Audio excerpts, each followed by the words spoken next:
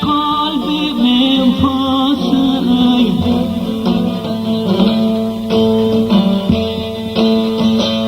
göksüme ki biner ecel pençesi.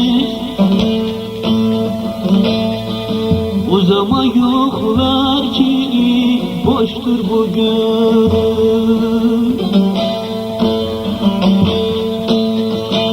Göksüme ki biner ecel pençesi.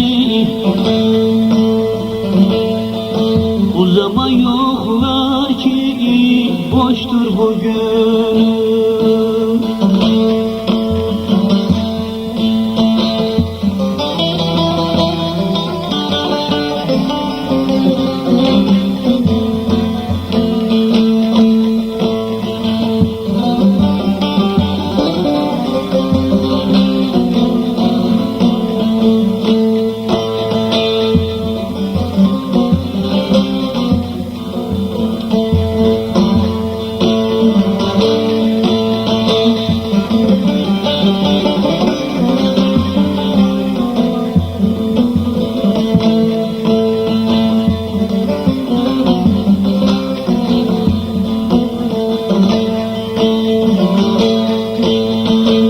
Dertli fakir ben o yarı bulursam,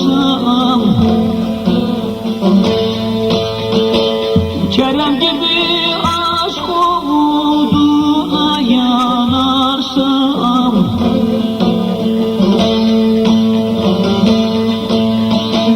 ölmeden evveli yarı sararsam,